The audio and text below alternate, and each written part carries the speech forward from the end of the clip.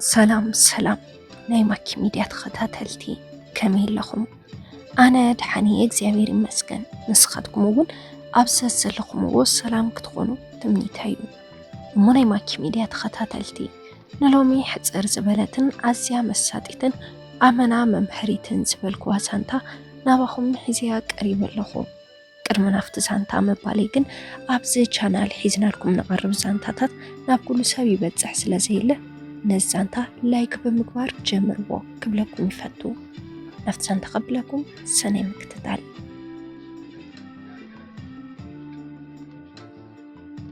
ሰብ ግን ንምንታይ ኣብ ድኽነት ዝፍጠር ፈጣሪ ንኹሉ ሰብ ማዕረ ገይሩ እንተዝፈጥሮ ብጣዕሚ ጽቡቕ ነይሩ ምኽንያቱ ድኽነት ማለት እቲ ኣብ ዓለም ዝኸፍአ ነገር እዩ መሪጽካ ናብዚ ዓለም ዝምጻእ እንተዝኸውን ነይሩ ኩሉ ሰብ ኣብ ጽቡቕ መነባብሮ ናይ ህይወት መነበረ ነይሩ ግና ንምንታይ ምዃኑ ብዘይፍለጥ ፈጣሪ ድኻን ሓፍታምን ገይሩ ፈጢሩና ሰብ ክውለድ እንከሎ ገንዘብ ሒዙ ይውለድ ማለት ኣይኮነን ግና እንትውለድ ናብ ሓፋትም ናብ ድኻ ቤተሰብ ይኣቱ ማለት እዩ እቲ ናብ እንዳ ድኻ ቤተሰብ ዝኣቱ ሰብ ህይወቱ ኣብ ጸገም ተሳጢሑ ይዓቢ እቲ ካብ ሓፋትም ስድራ ዝተወለደ ቆልዓ ኸዓ እናመችዎ ህይወቱ ስሩዕ ኮይኑ ይዓቢ እቲ ጸገም ምዕባይ ጥራሕ ኣይኮነን ዓቢኻ እውን ነቲ ጸገም ንምፍታሕ ካሊእ ጸገም እዩ ዝድርበልካ ብፍላይ ከዓ እዚ ነገር ኣብ ጓል ኣንስተይቲ እንትኸውን ዝገደደ እዩ ምኽንያቱ ከዓ ጓል ኣንስተይቲ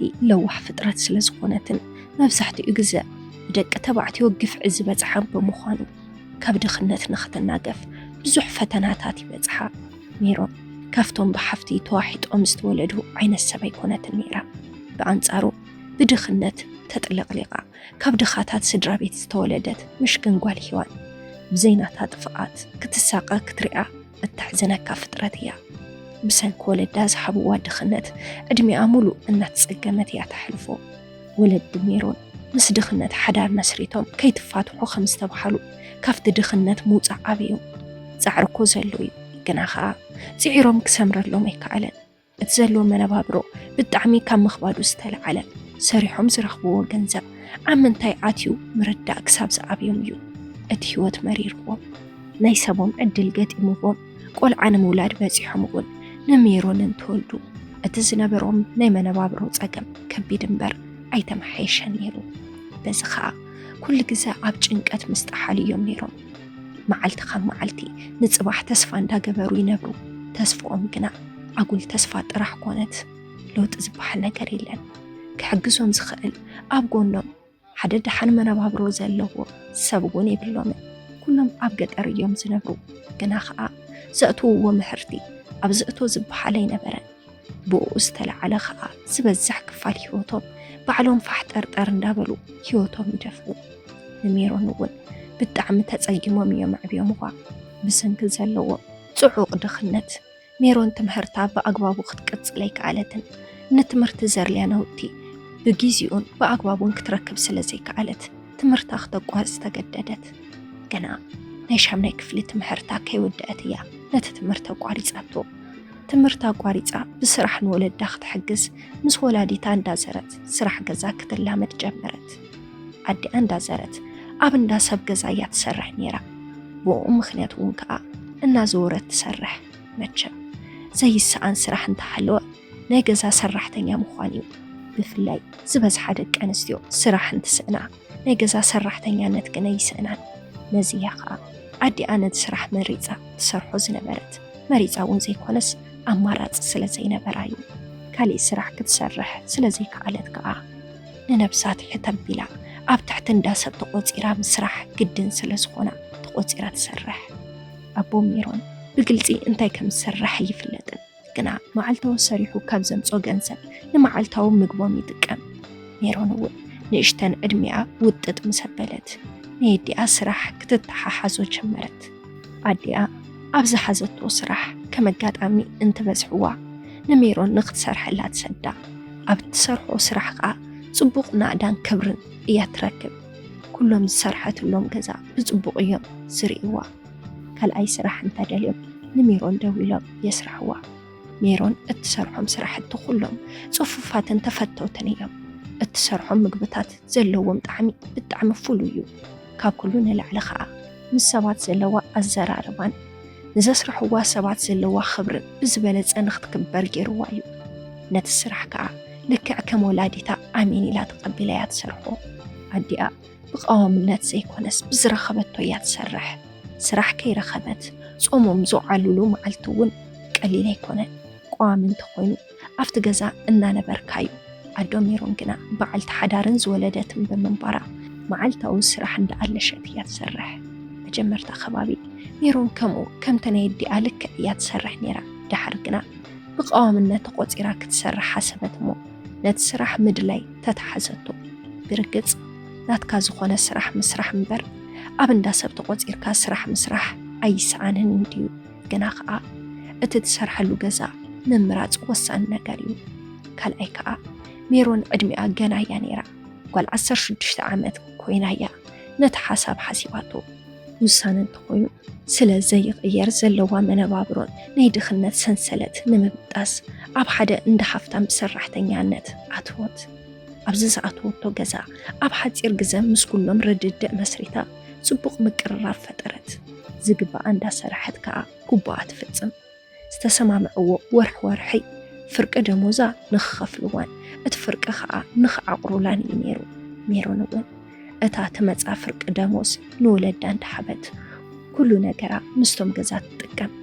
ስርሓ ብኣግባቡ እናሰርሐት ከዓ ሂወታ ንምልዋጥ እንትትሓስብ ኣብ መንጎ ናፍታ በዓልቲ ዋና ናይቲ ገዛ ዝኾነት ሓዋ ካብ ካሊእ ዓዲ መፀ። እዚ ወዲ ሙሉእ ነገሩ ካብ ስርዓት ዝወፀየ ነይሩ። ክብሪ ዝበሃል ነገር ይብሉ። ንኩሉ ነገር ብገንዘቡ ዝገዝኦ ኮይኑ ይስምዖ። ኩሉ ግዜ ሓይሊ ይስምዖ። ንገዛ ሓፍቱ ዋላ ምንም ዓይነት ክብሪ ይብሉ።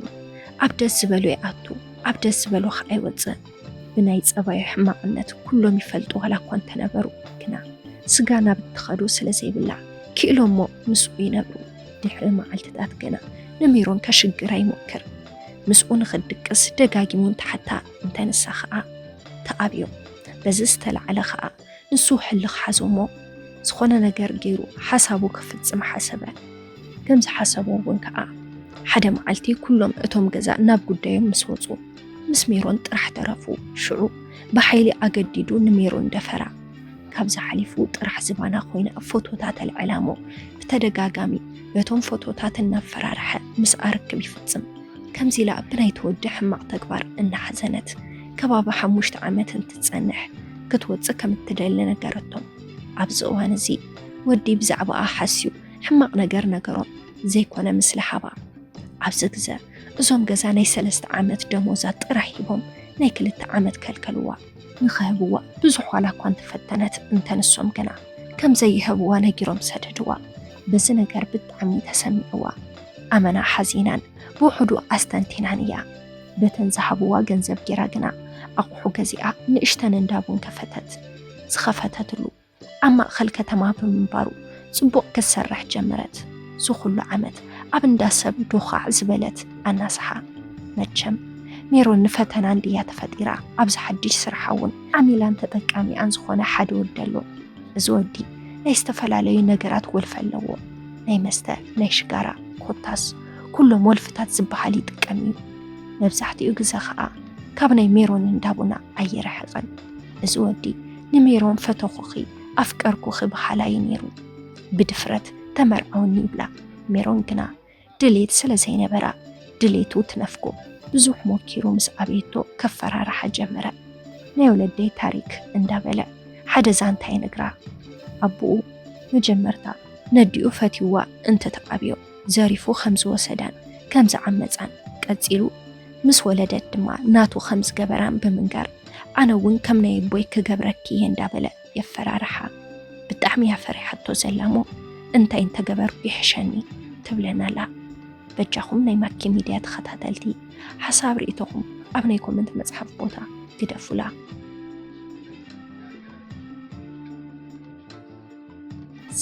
ሰላም ናይ ማኪ ሚድያ ተኸታተልቲ፣ ንሎሚ ሒዘልኩም ቀሪበ ዝነበርኩ ዛንታ ነዚ መስል ነይሩ።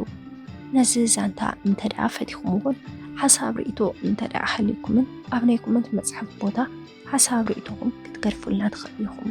نس channel حدشتن تحرد أخليكم سبسكرايب بمكبر نتعني دول ملكت بمنكا ناي channelنا نيوترو تخطاتلتنا بتخون اللابو بقصالي بخالي سانتا بخالي مدب بخالي حساب كسام رخب كسامود أتام سانا سلت صنحكم قبل بندا مسكنا بس خنفليكم سسنايو